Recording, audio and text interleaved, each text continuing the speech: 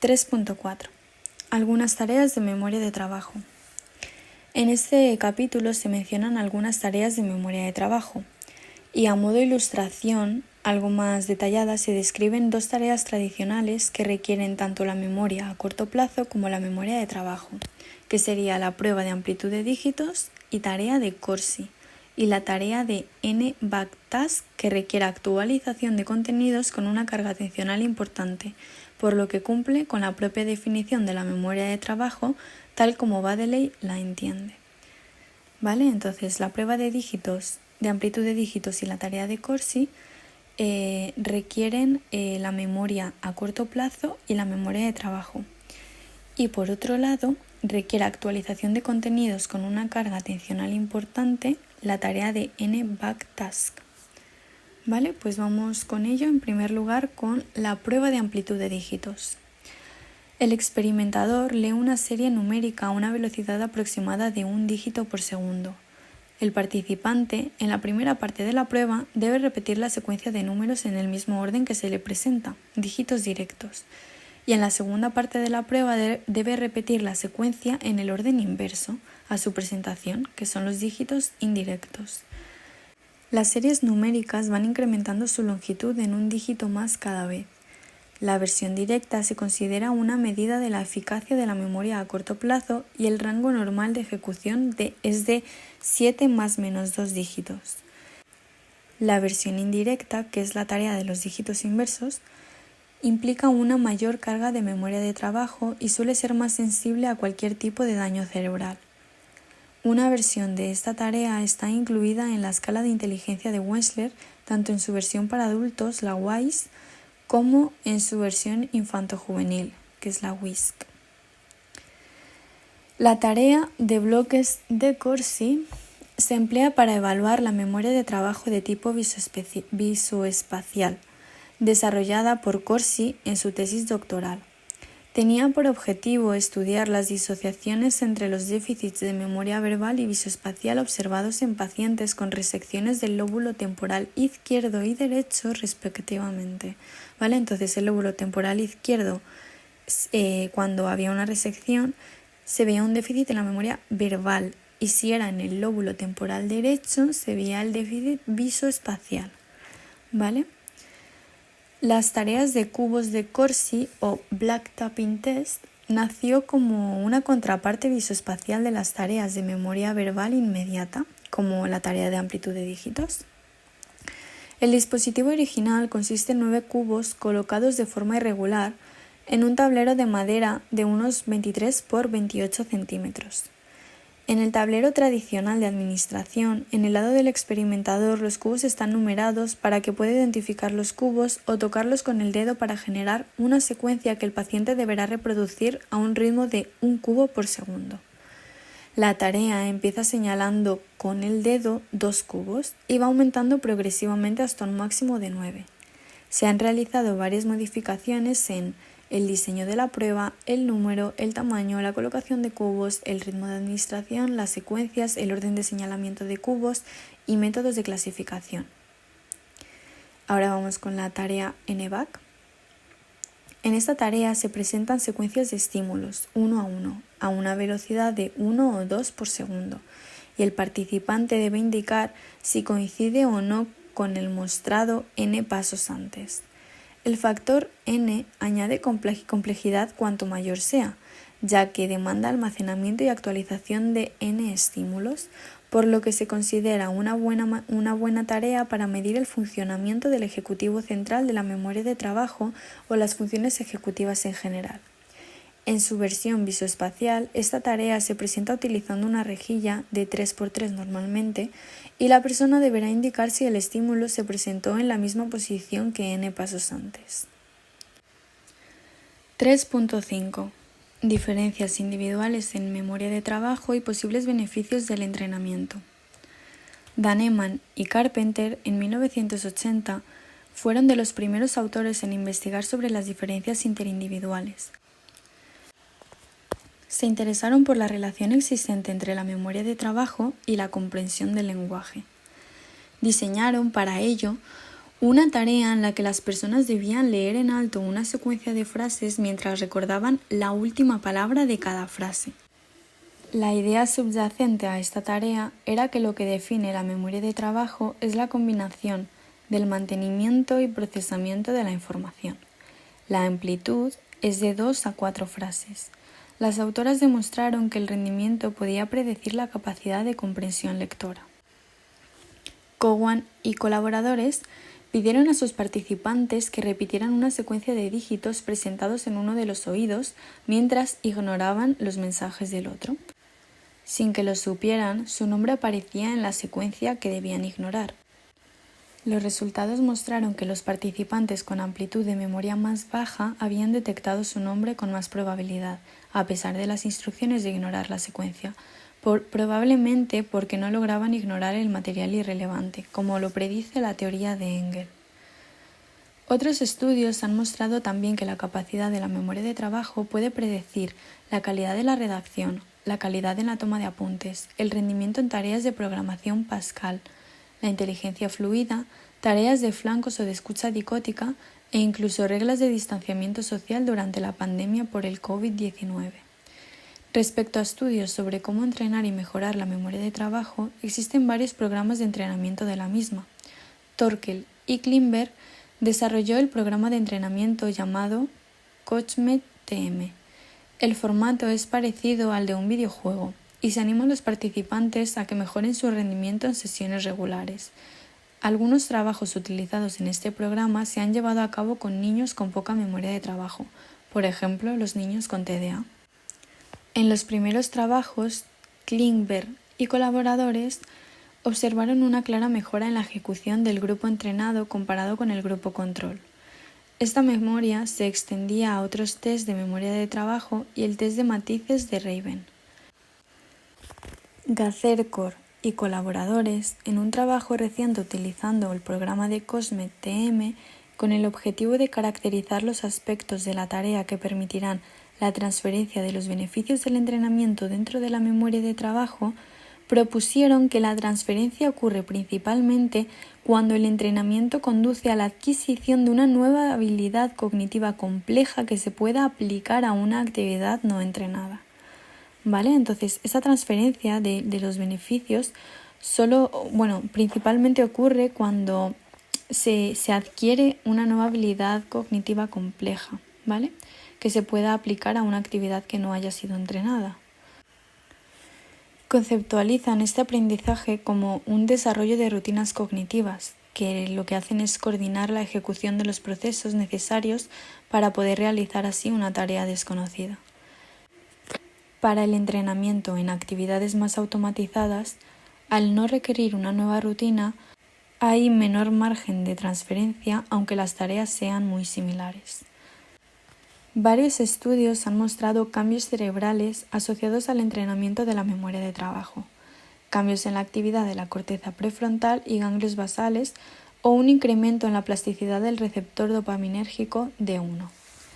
Considerando todos estos estudios, Spencer, Smith y Klimberg llevaron a cabo un metaanálisis, investigaron la transferencia que las posibles mejoras pueden tener en la vida cotidiana usando diferentes escalas de inatención. Incluyeron estudios con niños de diferentes edades y adultos que podían tener una memoria de trabajo normal o de bajo rendimiento por distintas razones, TDA, ictus, cáncer. Los resultados mostraron mejoras en la memoria de trabajo con el tratamiento y una reducción de la inatención.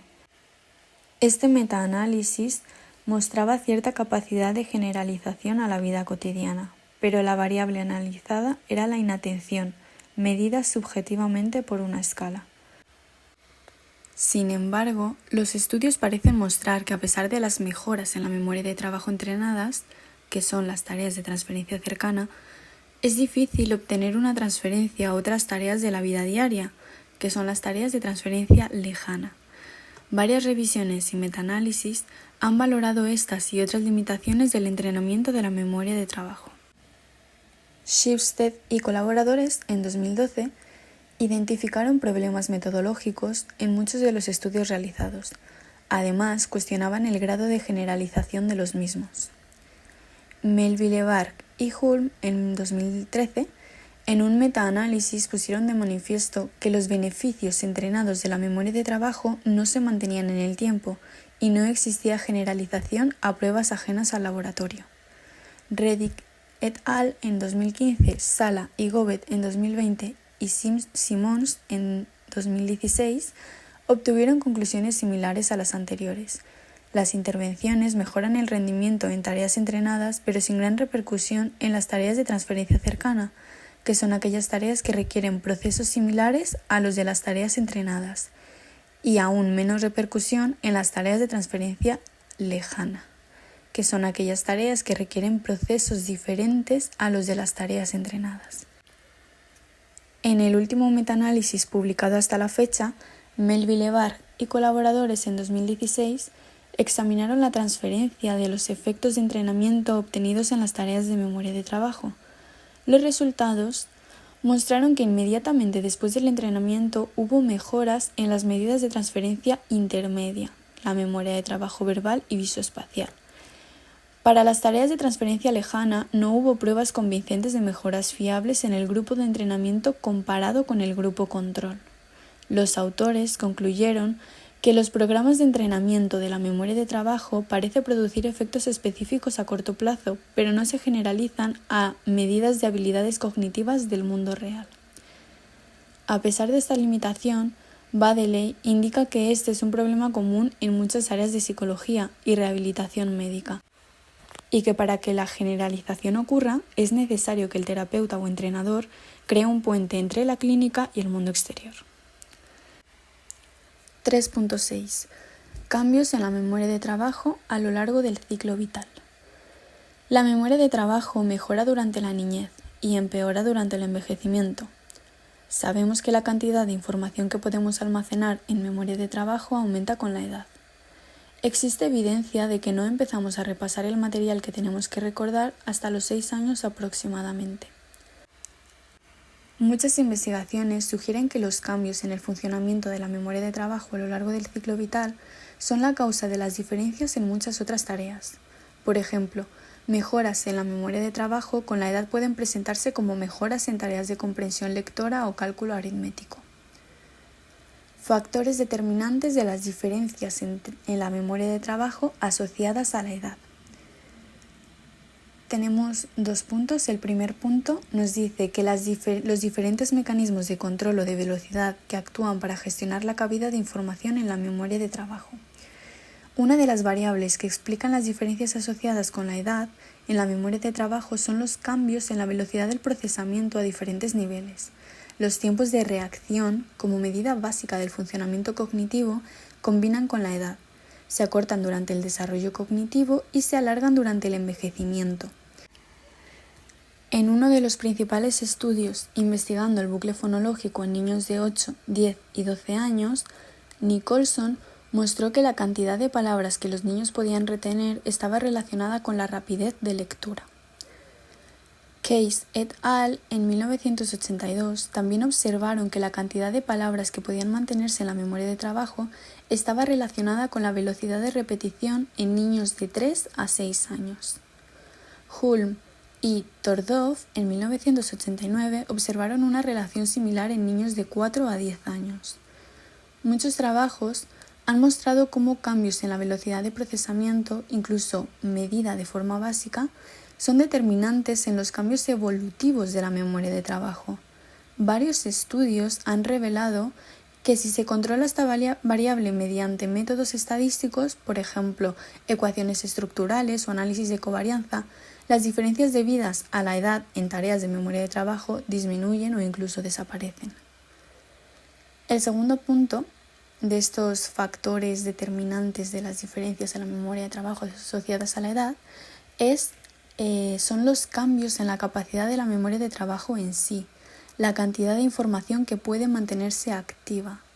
Existe evidencia de que la capacidad de la memoria de trabajo mejora con la edad independientemente de la mejora en otros factores como la velocidad de procesamiento o la capacidad para filtrar información.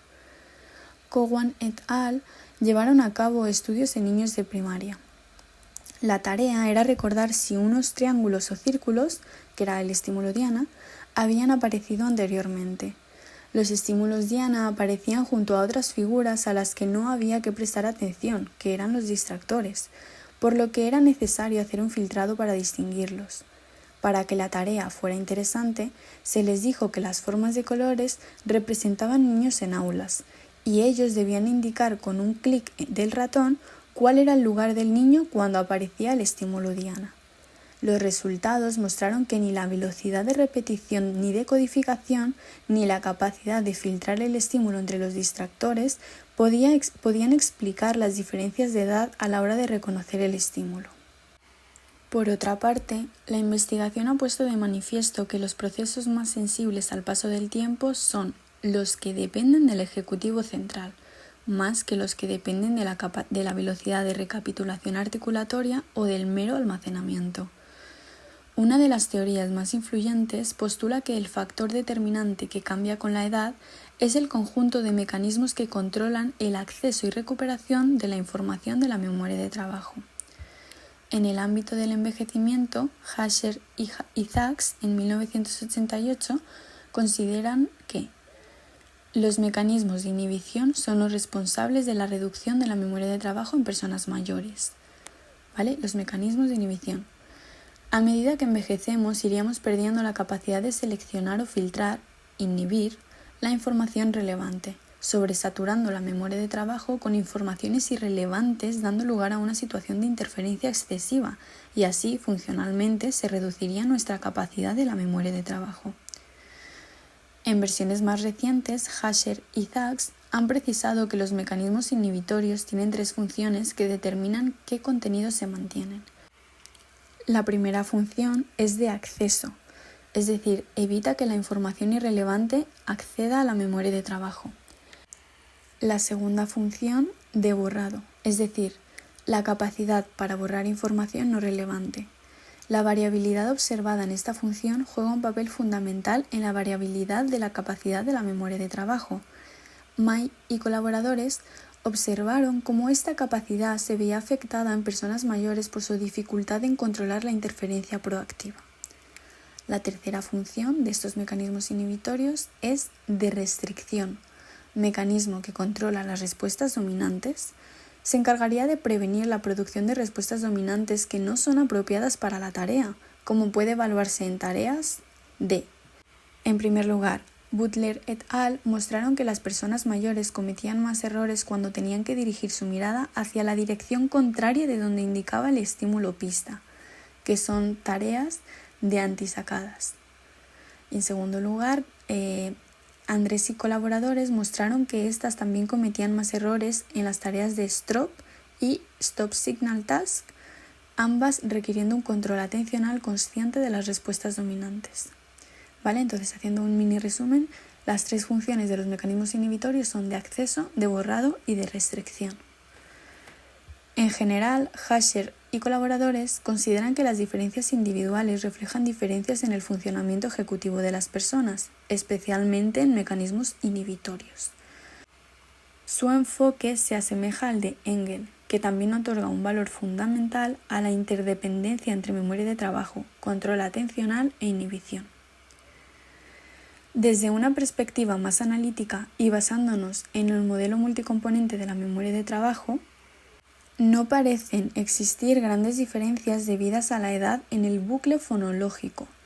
Baddeley señalaba que las operaciones del bucle fonológico permanecen intactas a lo largo de la vida. Una variable que sí parece afectar a la memoria de trabajo es la velocidad articulatoria, definida como el número de estímulos que pueden ser repasados en un tiempo determinado. Influye en la amplitud de memoria. Hulme y colaboradores mostraron un incremento de la fuerza de la relación entre el aumento de la velocidad articulatoria y la amplitud de la memoria verbal en niños. Quinete et al., Multau et al. Y Chevalere et al. También aportan evidencia de que el enlentecimiento en la tasa de articulación de personas mayores contribuye a producir una reducción en la amplitud de memoria o capacidad de almacenamiento. Estudios utilizando el efecto del habla no atendida fenómeno por el cual la presentación de sonidos irrelevantes para la tarea interfiere en la capacidad de retener información verbal, tampoco muestran efectos en la edad. No hay evidencia de diferencias entre jóvenes y mayores en el efecto de supresión articulatoria. Estos resultados muestran que, aparte de verse afectado por la velocidad de procesamiento que cambia con la edad, el funcionamiento del bucle fonológico es estable a lo largo de la vida. En segundo lugar, la agenda visoespacial. Estudios han encontrado efectos significativos de la edad. Personas mayores presentan mayor deterioro cuando las tareas de amplitud de memoria son espaciales que cuando son verbales. Morais et al. Revelaron que los efectos más importantes de la edad se manifiestan en el ejecutivo central. Uno de los primeros estudios sobre los efectos de la edad en las funciones ejecutivas fue el de Andrés y van der Linden. Se comparó el rendimiento de un grupo de personas mayores y jóvenes en tareas que se suponían dependientes del SAS, que inspiró la caracterización del ejecutivo central. Se administró el test de Hailing, el test de Brixton y la Torre de Londres, 3 tareas concebidas en el contexto del modelo del control atencional de Norman y Challis. Los resultados mostraron que las personas mayores cometían más errores en las 3 tareas, y esto a pesar de controlar estadísticamente la velocidad de procesamiento. Van der Linden et al. Observaron diferencias en una tarea de actualización de la memoria de trabajo en las que jóvenes y mayores tenían que observar series de consonantes y luego recordar en orden los 6 elementos más recientes.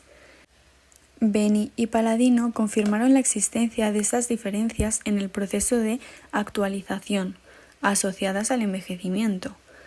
Además, mediante el análisis de los errores, demostraron que las personas mayores cometían más errores de intrusión, lo que era compatible con una dificultad para controlar la interferencia de los ítems que había que inhibir. Estos resultados aportan evidencia empírica a favor de las hipótesis del declive ejecutivo asociado al envejecimiento y sugieren que la actualización y la inhibición, además de la velocidad, son factores críticos. La ejecución en tareas duales dependientes del ejecutivo central declina con la edad. Este hecho es apoyado por datos provenientes de estudios metaanalíticos y por modelos de ecuaciones estructurales. El hecho de que los efectos de la edad sean más pronunciados en el ejecutivo central que en el bucle fonológico es compatible con la evidencia que revela que las diferencias asociadas a la edad en tareas de memoria de trabajo se incrementan cuanto mayor es la complejidad de la tarea. Dobbs y Rule evaluaron el rendimiento de 5 grupos de personas con edades entre 30 y 70 años.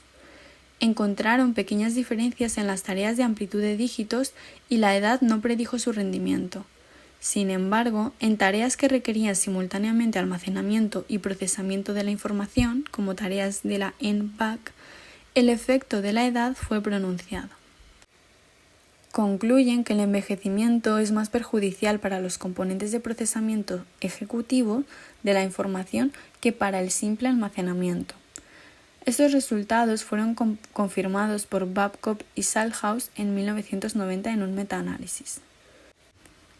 Como el retén episódico ha sido añadido recientemente, aún no existe investigación específica sobre los efectos de la edad en este componente de la memoria de trabajo.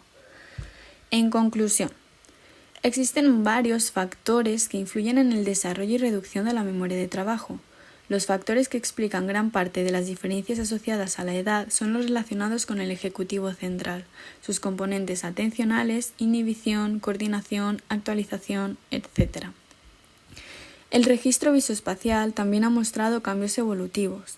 La velocidad de procesamiento también puede explicar las diferencias asociadas a la edad, afectando a la velocidad articulatoria, sin que el bucle fonológico parezca estar afectado en sí mismo.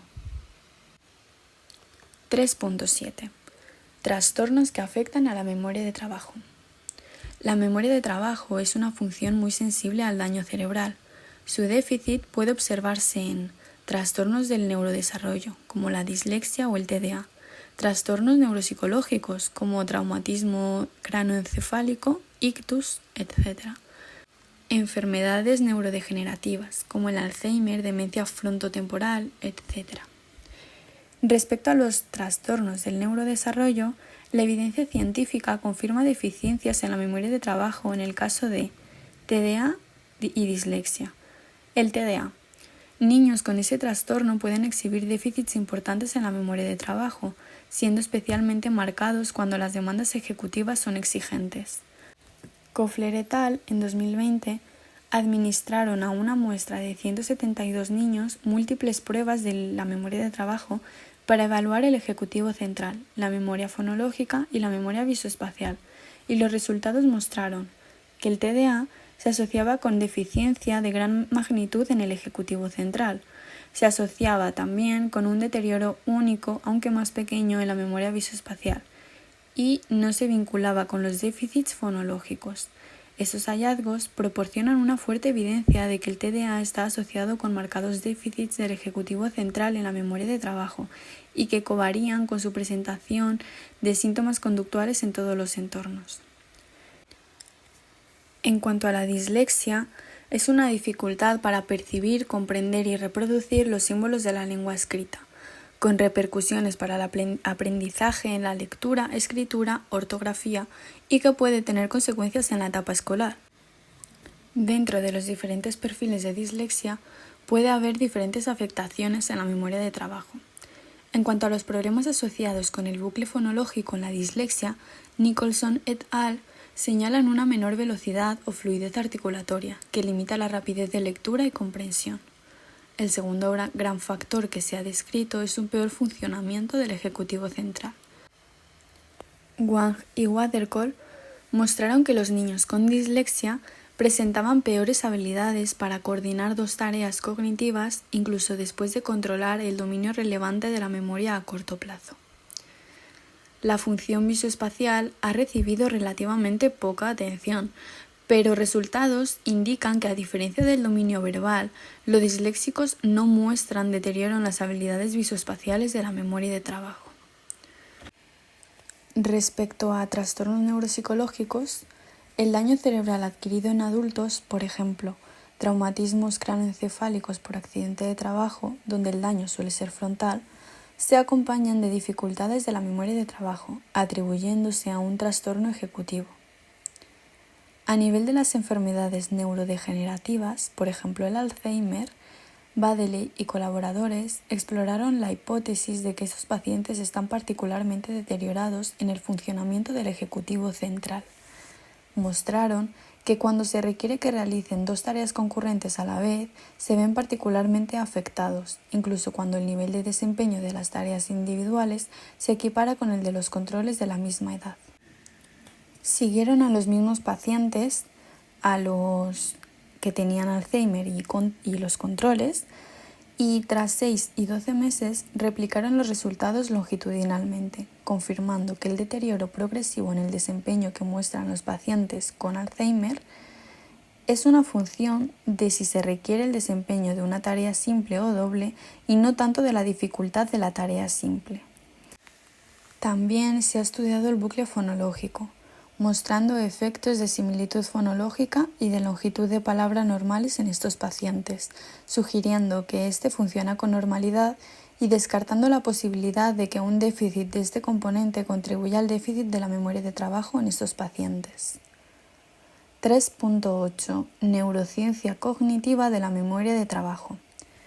Los estudios por tomografía por emisión de positrones, o PET, o resonancia magnética funcional, fMRI, han demostrado que los componentes de la memoria de trabajo están respaldados por distintas redes cerebrales. Estas tres serían el bucle fonológico, la materia visoespacial y el ejecutivo central. Vamos con el primero, el bucle fonológico. Paulescu et al. Indicaron dos regiones separadas. La primera, entre los lóbulos parietal y temporal del hemisferio izquierdo, responsable del almacenamiento fonológico, y en segundo lugar en el área de Broca, relacionada con el repaso subvocal. Otras regiones también se han visto asociadas con el funcionamiento del bucle fonológico y en particular con el área motora suplementaria, la corteza premotora, la circunvolución cingulada anterior, la ínsula, el tálamo y el cerebelo. Vale, entonces, haciendo un repaso, serían el bucle fonológico dos regiones separadas. La primera, los lóbulos parietal y temporal del hemisferio izquierdo, ¿vale? Del almacenamiento fonológico. Y en segundo lugar, el área de Broca, que está relacionada con el repaso subvocal. Y también otras regiones se asocian, que serían el área motora suplementaria, la corteza premotora, la circunvolución cingulada anterior, la ínsula, el tálamo y el cerebelo. En segundo lugar, material visoespacial. Smith et al. Y al menos una revisión metaanalítica encuentra evidencias de lateralización izquierda cuando se trata de identificar un objeto y lateralización derecha cuando se trata de identificar una localización espacial. ¿Vale? Izquierda objeto, derecha localización espacial. Courtney et al. Mostraron una mayor lateralización derecha recordemos que es localización espacial, cuando se exigían funciones ejecutivas en tareas espaciales, sugiriendo que los hallazgos sobre lateralización de la memoria de trabajo espacial pueden depender del nivel de exigencia ejecutiva o dificultad de la tarea, con la lateralización hemisférica siendo más probable si las tareas espaciales son más difíciles que sus contrapartes verbales. Y finalmente, ejecutivo central. Se ha demostrado la participación de, ahora tenemos 3 puntos, ¿vale? Regiones prefrontales dorsolaterales, que serían el área de Brodmann 9, 46 y 10. Durante tareas que involucran este componente, el córtex prefrontal juega un papel importante en los mecanismos de control de la memoria de trabajo y mantiene las representaciones de las contingencias y reglas de las tareas. Esta función enfatiza su función de control atencional sobre todas las demás regiones del cerebro, donde la información se almacena. La segunda participación es de la corteza parietal. Se cree que implementa el control atencional selectivo. Su actividad también se correlaciona con la capacidad de la memoria de trabajo, de modo que la actividad aumenta con el aumento del número de elementos para recordar hasta que se alcanza el límite de elementos que se estabiliza. Al igual que con el córtex prefrontal, las tareas de memoria de trabajo espacial activan las cortezas parietal bilateralmente, con cierta lateralización hacia el hemisferio derecho. Y finalmente, la última participación, la circunvolución del cíngulo anterior. También participa en la realización de tareas de control. Varios estudios sugieren que está específicamente involucrado en la detección de conflictos, es decir, la detección de necesidad de un mayor control y asignación de recursos atencionales. Por lo tanto, el funcionamiento ejecutivo se distribuye entre un conjunto de regiones anterior y posterior. ¿Vale? Entonces, la participación del ejecutivo central lo podemos ver en el córtex prefrontal dorsolateral, la corteza parietal y la circunvolución del cíngulo anterior. Los análisis de conectividad de los datos de neuroimagen muestran que durante una tarea de respuesta retardada, la actividad de las regiones sensoriales se correlaciona con la actividad en las cortezas prefrontal y parietal, el estratium y el lóbulo temporal medial. Además, la integridad de las vías de la materia blanca que conectan con el córtex prefrontal, la corteza parietal y la corteza temporal se correlaciona con el rendimiento de la memoria de trabajo. Teniendo en cuenta el modelo de la memoria de trabajo de Baddeley, se puede concluir que el bucle fonológico está sostenido por áreas izquierdas. La agenda visoespacial está menos lateralizada, aunque algunas veces activa más las áreas derechas. Por otro lado, las regiones prefrontales son importantes para la retención de información, especialmente cuando el estímulo de retención incluye distracción. Esta área, junto con el córtex frontopolar, es fundamental en procesos ejecutivos. Y finalmente se puede concluir que el lóbulo prefrontal se considera como la sede del ejecutivo central.